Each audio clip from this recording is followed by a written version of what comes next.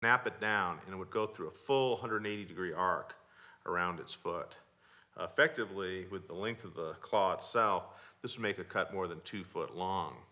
However, we also have to consider it was holding on to its prey with its forearms and then kicking out with both hind feet like a cat, probably doing this once per second and a half. Each time it would cut, it would make a cut 5 to 6 foot long, slashing through an animal, probably between the ribs. Doing this several times, it would slice between each rib, opening its belly like an accordion, and its viscera would drop out, and the animal would proceed to feed on the dying dinosaur that it had attacked. A very vicious animal indeed.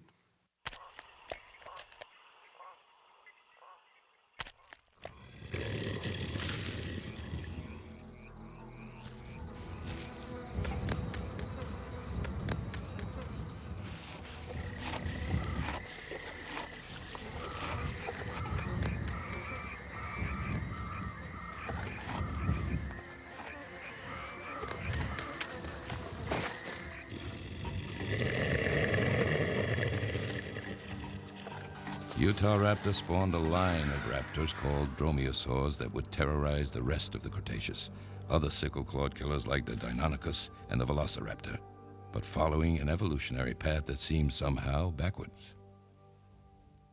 So we start looking at the pattern, and we see a very interesting pattern. Utahraptor, 1,000 pounds in the early Cretaceous. As we get to the late early Cretaceous, Deinonychus, 100 pounds. Late Cretaceous, Velociraptor, about 50 pounds. They're getting progressively smaller. If we look at most other groups of organisms, elephants, horses, the first ones are small and they get progressively larger through time. It's a very unusual pattern and nearly unique for these groups, the dromaeosaurs. There are very few things a predator can trade for sheer size or strength and still survive. The raptors were almost certainly investing in the most dangerous weapon of all, intelligence. The dromaeosaur Deinonychus, or Terrible Claw, revolutionized our perception of dinosaurs as lumbering creatures. Deinonychus was clearly built for speed and multiplied its deadliness by hunting in packs. Velociraptor, the dread star of Jurassic Park, was probably not as uncannily intelligent as the movie portrayed, but it too was cunning enough to successfully hunt larger dinosaurs. A stunning fossil find in Mongolia revealed a velociraptor and the protoceratops locked in mortal combat. It was here in Alberta, Canada, that the real genius of the Cretaceous emerged. An animal whose brain, by the standards of the time, was simply enormous. Known only by a handful of teeth, Troodon eluded paleontologists for decades.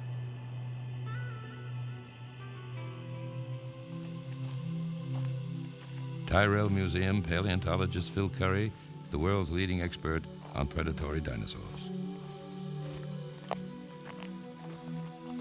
In 1982, we were working in this area and we found a skull from a small carnivorous dinosaur called Troodon. And it's the best skull that's ever been found of that animal. What it reveals to us is that Troodon was a very large-brained animal. In fact, the largest brained dinosaur known. We found a lower jaw which had both the teeth and the jaw itself. We have a pretty good idea what Troodon is. And that little dinosaur was fast. It ran around on its hind legs, which were very long and built for speed.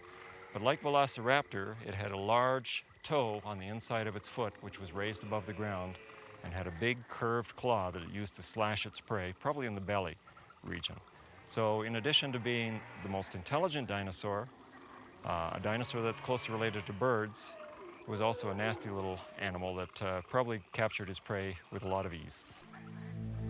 But its nastiness and eating efficiency would not save Troodon from the fate that took all the dinosaurs at the end of the Cretaceous. Troodon had everything going for it. It was intelligent, lethal, and had plenty of food available. But its nastiness and eating efficiency could not save Troodon. 65 million years ago, at the end of the Cretaceous, the extinction that wiped out the dinosaurs didn't spare Troodon. It is perhaps the greatest puzzle of dinosaur extinction.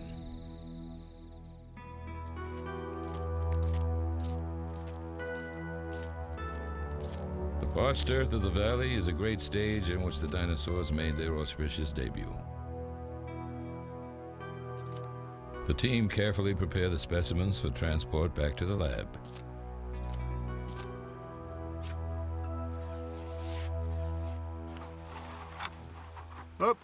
Wait a minute. You're gonna have a snag in there. Fill that in with plaster, please. Oscar. For Dr. William Sill, the Valley of the Moon has produced treasures from the age of dinosaurs, the first primitive dinosaur predators, their hapless prey, and a new mystery. Okay, good. Looking good. It'll be our first complete skeleton of we don't know what. We think it's a ceratosaur.